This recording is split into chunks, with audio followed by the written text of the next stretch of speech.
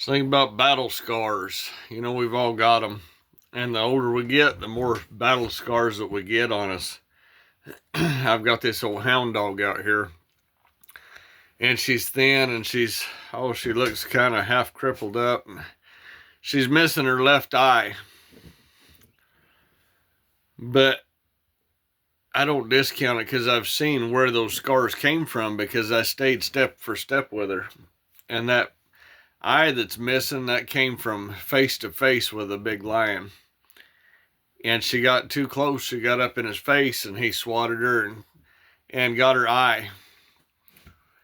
And I was thinking about whenever she was a pup, she was not smart yet at all, like all of us. Like any one of us, we're not smart when we're a pup. And she got in close to a bobcat and it almost ended her life. He hit her in a main artery in her neck with a claw. And I sat there holding my thumb over it and smashing on it. And she squirted blood till my jeans were soaking wet with blood in just a little bit. I mean, almost killed her. But when I first started lion hunting her, she'd get close to the edge of a cliff and she was scared of heights. And you can't be scared of heights when you're a lion dog. Because those cats, they travel right along the edge.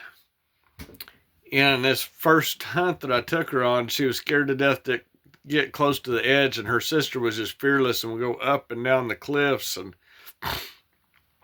And Callie, I'd have to put a leash on her and drag her up there close and get her on the track, and it just was a pain. But then as time went on, she became fearless where she'd go up and down the cliffs. And right about the time that her life is nearing its close as far as being able to hunt, she has gained more experience than any of the other dogs. And I like to people watch. And I was at a estate sale today, and there was a lot of these older people in line. There was a couple of grandmas, and there was some young gal there, probably early 20s. And she was good looking as she could be. And kind of flitting here and there and taking pictures of the trees and getting out of line. And everybody else was staying in line and they were waiting to go in, and she was jumping out of line and running around. I was thinking about them pups. When you start working with them pups, everything in there, they got to go look for a prairie dog. They got to look for a squirrel. They got to look for whatever. And I was thinking about them old grandmas in line. How every point of life is so needed because she was bringing joy to them. She was still free and bringing joy to them. And you could see the scars that had formed their life. And so many times we want to discount our scars. I was talking to this Marine veteran. He'd been in for 27 years and 9 years deployed and shot 4 times and blown up twice. And 4th of July rolled around and he stayed in the house and hid from the gunshots. And, I don't blame him a bit. Because when you get enough battle scars, you learn, that some things can be dangerous and it imprints on you. And there's things that I've had imprinted on me from some of the scars in me that make me strike out and react in a certain way. And as much as I wish that I could do away with some of those different things, that the way that I react, I wouldn't have reacted like that a long time ago. There's certain things after you've been in one of those really rotten relationships that sometimes the firework going off sounds like a gunshot.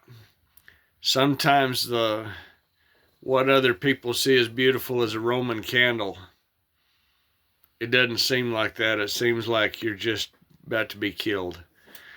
And we go through all of this and we gain these battle scars. You look at a buck deer or an elk that have lived a long time and they've got a huge set of antlers. They've learned to survive and they've learned to get through. They didn't get that crown of antlers on their head from ducking and running or from standing up, but from ducking and running for cover and bobbing and weaving through the trees and not letting it take them down. And as I was thinking about all these battle scars, there was a guy that I used to listen to. He was kind of a bodybuilder, and he talked about, he said, every girl wants a prince, and they want a prince in shining armor. But he said, that's not the one for you, because those princes in shining armor, they've never seen battle. What you need in your life may not be as attractive. His suit might have dents and holes and bends, and the armor may not look new, but that man in there has been to battle. And that man in there, he may have some battle scars, but he will go to battle for you. So as these younger generation is choosing their spouses and everything, look at what they handle through conflict, and be led by God. And don't just pick something because it's shiny. Pick the one who is matched for you, who you know that thinks of the same mindset, may have some things about them that make them jumpy, but they have been through battle. They've seen battle. Anyway, I'm going to get off here. Y'all have a good day.